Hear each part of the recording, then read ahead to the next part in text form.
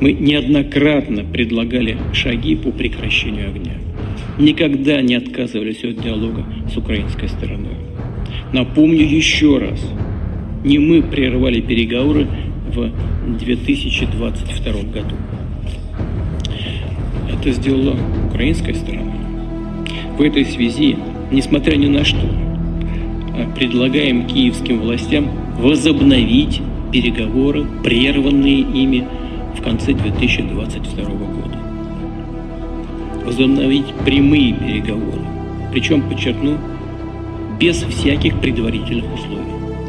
Putin já apareceu várias vezes em público fazendo essa declaração. Ele insiste que sempre ofereceu a paz, mas são os ucranianos que a recusam. E para quem olha de fora, até faz sentido questionar: será que a Ucrânia realmente não quer negociar? Mas na semana passada, Putin fez uma oferta que vai te chocar. E quando você descobrir o que ele realmente está pedindo, vai entender por que essa pode ser a jogada mais perigosa da guerra. Porque, às vezes, uma oferta de paz é, na verdade, uma declaração de guerra. Deixa eu te explicar melhor essa história. Como você já deve saber, Trump se encontrou com Putin no Alasca. E algo mudou completamente depois dessa reunião.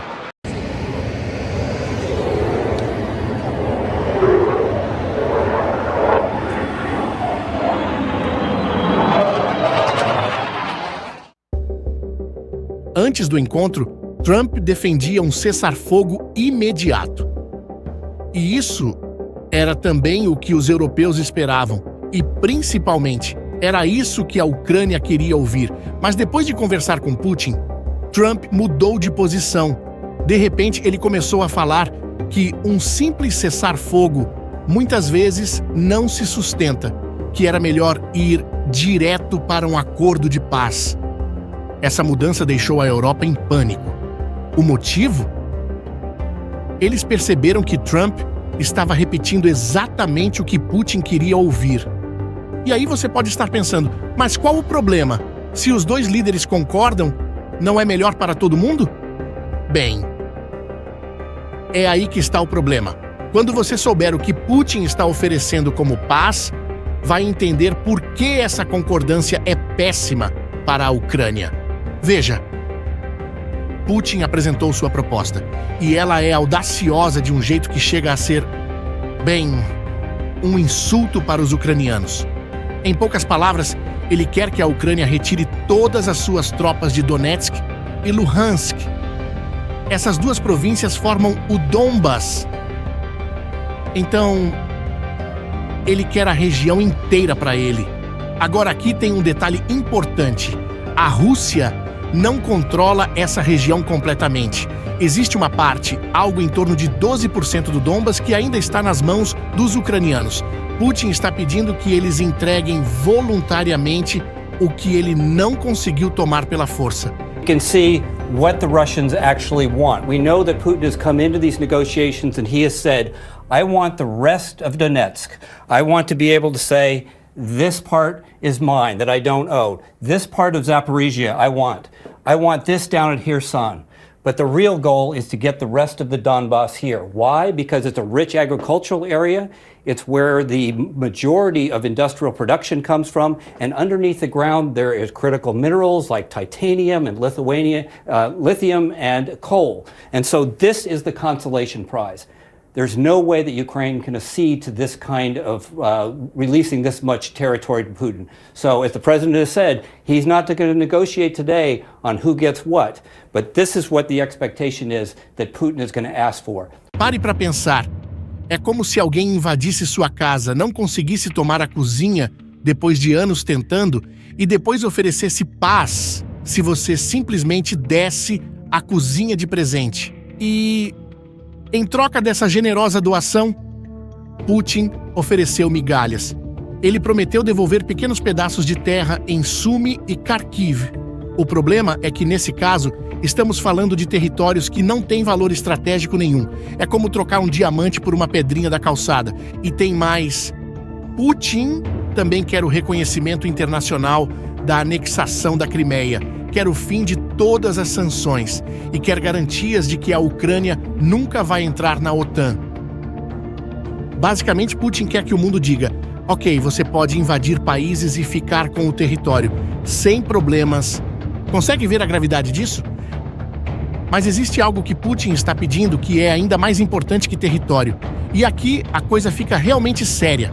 No Donbas, existe o que os militares chamam de cinturão de fortalezas.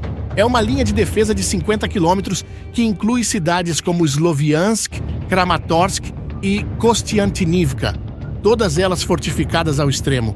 Essas posições foram construídas e reforçadas ao longo de 11 anos. Não são trincheiras simples, são complexos defensivos conectados, bunkers, centros logísticos, artilharia entrincheirada. Os russos tentaram quebrar essa linha durante toda a guerra e falharam. Essa é considerada a espinha dorsal da defesa ucraniana no leste. Se a Ucrânia entregar essas posições, estará entregando sua principal vantagem defensiva. Seria como dar as chaves do cofre para o ladrão.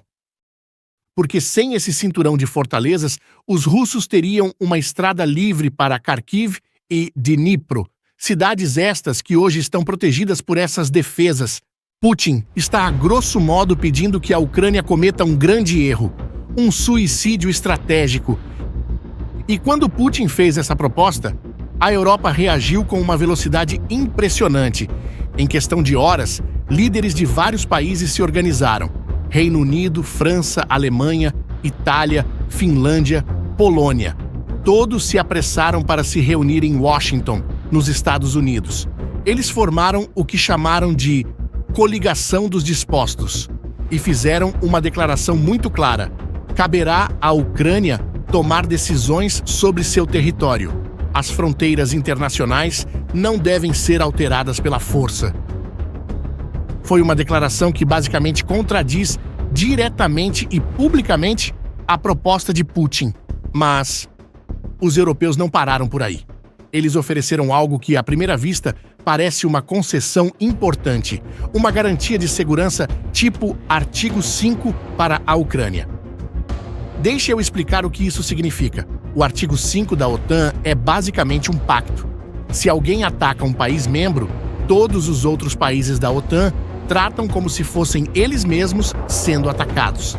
É a regra do mexeu com um, mexeu com todos. Essa nova garantia que os europeus ofereceram seria parecida. Se a Rússia atacasse a Ucrânia, países como França, Alemanha e Reino Unido se comprometeriam a defender os ucranianos como se fosse um ataque contra eles próprios. A diferença é que não seria através da OTAN oficialmente, seria um acordo separado, feito por esse grupo de países europeus.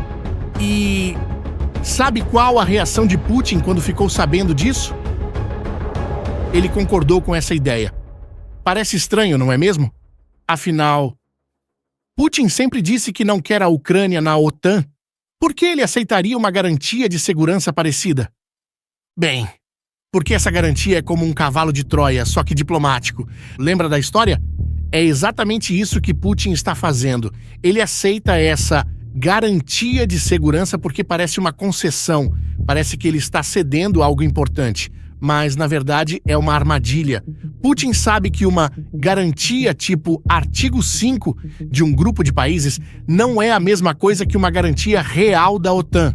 A OTAN tem comando integrado, tem infraestrutura militar compartilhada, tem décadas de coordenação. Um grupo improvisado de países, por mais bem intencionados que sejam, não tem essa força. E Putin pode testar a determinação deles no futuro com ações menores, apostando que eles não vão conseguir reagir rapidamente. E com isso, Putin consegue 2 vitórias. Mantém a Ucrânia fora da OTAN para sempre. E ainda ganha uma garantia de segurança que pode ser furada quando for conveniente. Agora, para entender realmente por que a Ucrânia não pode aceitar essa proposta, precisamos voltar um pouco no tempo para 2014. Naquele ano, quando Putin tomou a Crimeia, muitos países aconselharam a Ucrânia a não reagir.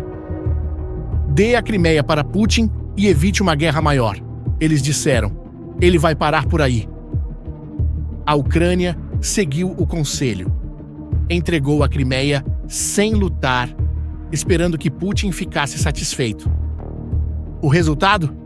Bem, nós todos já sabemos.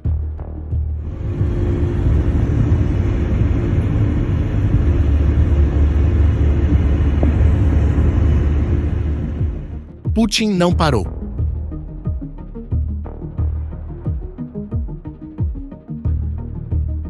Ele usou a Crimeia como base de lançamento para o ataque ao sul da Ucrânia em 2022. A península se tornou o ponto de partida para conquistar Kherson e partes de Zaporizhzhia. A lição foi clara: dar território para Putin não vai comprar sua paz. Vai, na verdade, comprar tempo para ele se preparar para a próxima invasão. E é justamente por isso que Zelensky diz que não pode ceder 1 centímetro de território. Não é teimosia, como muitos acreditam. É uma lição que ele aprendeu da pior forma. E agora chegamos ao ponto mais importante de toda essa história. Putin não quer que essa proposta seja aceita. E no fundo, ele sabe que a Ucrânia vai rejeitar.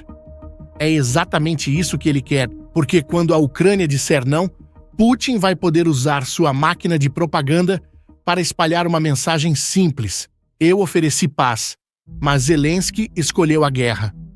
Essa narrativa vai circular nas redes sociais, vai aparecer em canais de televisão, vai ser repetida por políticos que estão cansados de apoiar a Ucrânia. Como você pode ver, o objetivo de Putin não é conseguir um acordo, é conseguir que o Ocidente pare de armar a Ucrânia. Se ele conseguir convencer alguns países de que a Ucrânia é que não quer paz, o apoio militar pode diminuir, as entregas de armas podem ficar mais lentas, a unidade ocidental pode rachar. E aí sim Putin consegue sua vitória, não na mesa de negociação, mas no campo de batalha. Afinal, com menos armas chegando, a Ucrânia fica mais vulnerável. É uma estratégia perversa usar a diplomacia como arma de guerra. E funciona, porque explora uma fraqueza humana natural. Todo mundo quer acreditar que a paz é possível, que sempre existe uma solução diplomática. O que está acontecendo na Ucrânia não é apenas sobre território. É sobre se a força pode reescrever fronteiras no século XXI. É sobre se um país pode invadir o outro sem consequências.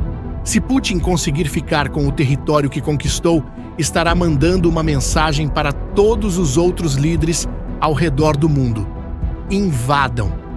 Se conseguirem segurar o território por tempo suficiente, o mundo vai aceitar. E quer saber? A China está observando tudo isso, pensando em Taiwan. E é por isso os europeus correram para Washington. Eles entenderam que essa não é apenas uma guerra ucraniana. É uma guerra pelos princípios que governam o mundo. E Putin continua aparecendo na televisão dizendo que sempre ofereceu a paz, que é a Ucrânia que recusa. Agora você sabe o que está por trás dessas ofertas. E sabe também por que a Ucrânia diz não. E você, o que acha dessa jogada de Putin? Acredita que ele realmente quer um acordo para acabar o conflito, ou isso é apenas uma armadilha para a Ucrânia? Deixe sua opinião nos comentários. Se este vídeo te ajudou a entender melhor essa situação complexa, se inscreva no canal e compartilhe com quem também precisa saber dessas informações. E até o próximo vídeo.